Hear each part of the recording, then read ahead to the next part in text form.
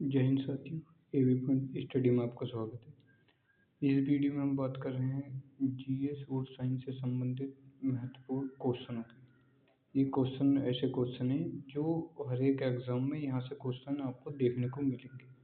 तो इसी क्रम में हम देखते हैं कि क्वेश्चन नंबर 1, व्यंजक चूर्ण के लिए कौन सा कथन असत्य है। आप देखना है किसी भी एग्जाम में उठाकर, कोई सा भी एग्जाम हो, किसी न किसी सन में यहाँ से क्वेश्चन पूछा गया हो। चाहे आपको यकीन नहीं हो तो आप प्रीवियस में देख लेना कि किसी न किसी साल इन टॉपिकों से हर वेरी क्वेश्चन पूछे जाते हैं।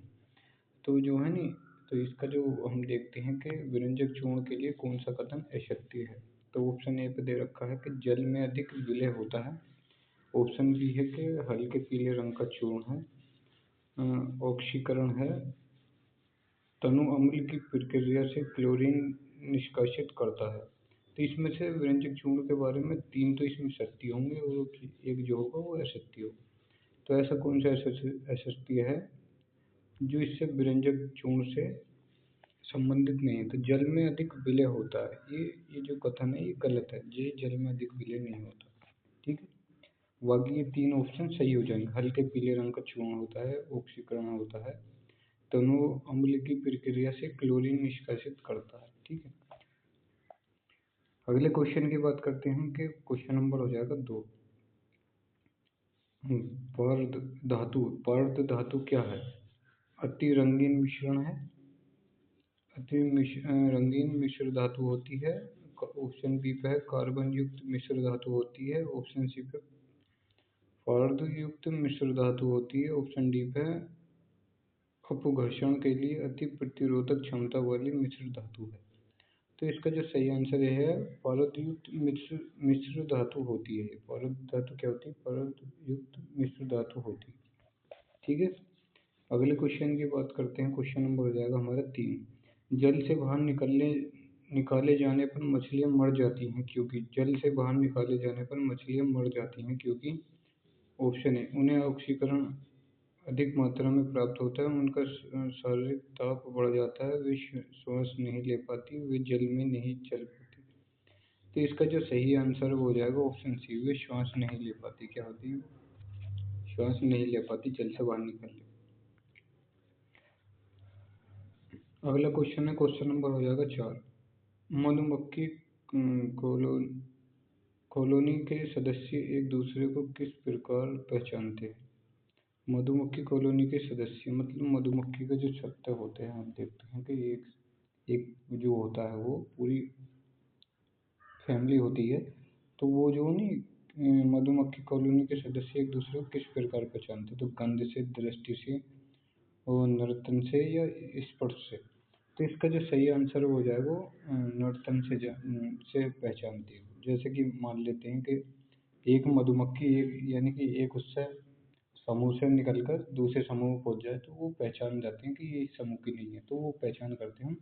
उससे जो मधुमक्खी पहचान करती हैं वो करती हैं नर्तन से। किससे करती हैं? नर्तन से, ठीक है। अगले क्वेश्चन की बात करते हैं हम। क्वेश्चन नंबर हो जाएगा हमारा 5। मनुष्य के जीवन काल में कितने दांत 2 बार विकसित होते हैं? तो ऑप्शन ए पे है 4, ऑप्शन बी पे 12, ऑप्शन सी पे 20, ऑप्शन डी पे 18। तो इसका जो सही आंसर हो जाएगा ऑप्शन सी। इसका सही आंसर कौन सा हो जाएगा? Option C. मनुष्य के जीवन काल में 20 दांत ऐसे होते हैं जो एक बार उखड़ते फिर दोबारा जम के आते हैं। तो उसका जो सही आंसर हो जाएगा 20 हो जाएगा, ठीक है। अगले क्वेश्चन की बात करते हैं हम। क्वेश्चन नंबर हो जाएगा 6। मनुष्य की खोपड़ी में कितनी अस्थियां होती हैं?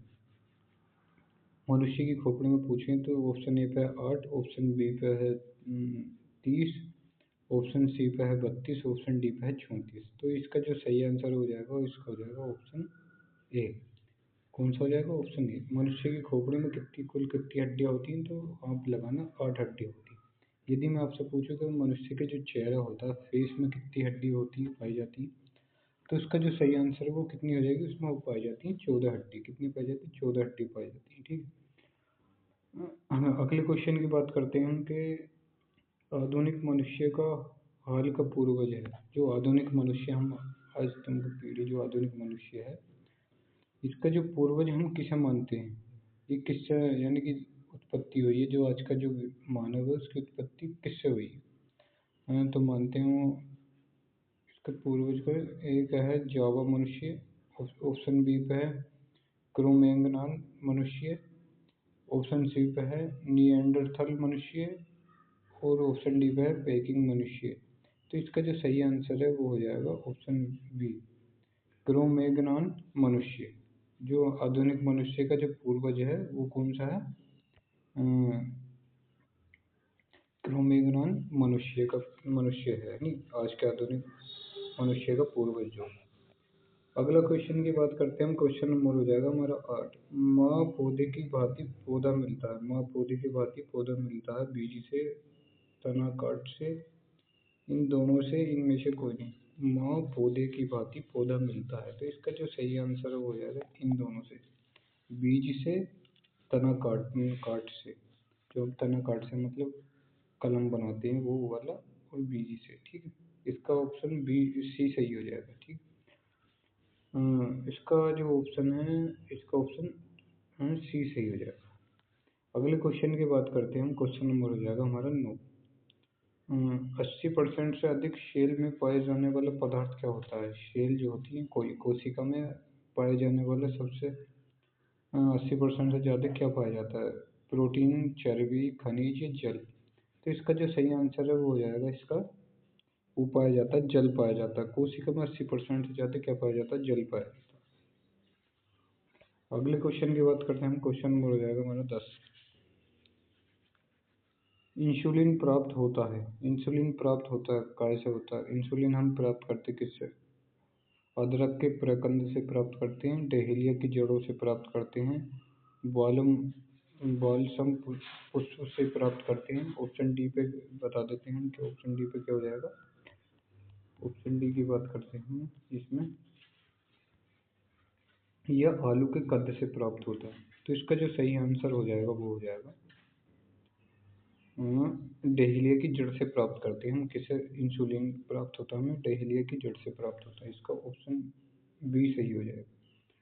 अगला क्वेश्चन, क्वेश्चन नंबर हो जाएगा 11 के हरगोविंद खुराना को किस आविष्कार के लिए सम्मानित किया गया था? ऑप्शन ए पे प्रोटीन के संश्लेषण के लिए, ऑप्शन बी जीन के संश्लेषण के लिए, ऑप्शन सी नाइट्रोजनी क्षारों के संश्लेषण के लिए, ऑप्शन डी है इनमें से कोई नहीं। तो इसका जो सही आंसर वो हो जाएगा जीन के संश्लेषण के लिए। हरगोविंद खुराना को आविष्कार से सम्मानित किया गया था जीन के संश्लेषण के लिए। अगला क्वेश्चन है, क्वेश्चन नंबर 12 है कि संसार का सबसे बड़ा पुष्प है कौन सा है? ऑप्शन ए पे है कमल, ऑप्शन बी पे है रिफ्लेशिया, ऑप्शन सी पे बहुत बड़ा कैक्टस, ऑप्शन डी पे इनमें से कोई नहीं। तो इसका जो सही आंसर है वो हो जाएगा ऑप्शन बी, क्या हो जाएगा? रिफ्लेशिया। कौन सा हो जाएगा? रिफ्लेशिया, ठीक है। अगले क्वेश्चन की बात करते हैं।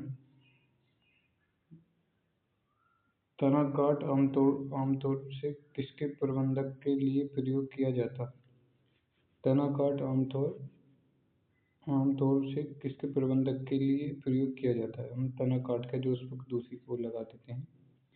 तो केला, गन्ना या कपास या आम के लिए। तो ये तो आपको नॉर्मली पता होगा। तो इसका जो सही आंसर है वो हो जाएगा किसके लिए? तना काट आमतौर पर किसके लिए प्रबंधन के लिए किया जाता है? तो इसका जो सही आंसर है वो हो जाएगा गन्ना। क्या हो जाएगा इसका आंसर? इसका आंसर हो जाएगा गन्ना, ठीक है। गन्ना हो जाएगा। तो आज की वीडियो जो है हम यहीं रोकते हैं। मिलते हैं फिर किसी अगली वीडियो में। वीडियो अच्छी लगी तो वीडियो को लाइक करें और चैनल को सब्सक्राइब करें। जय हिंद।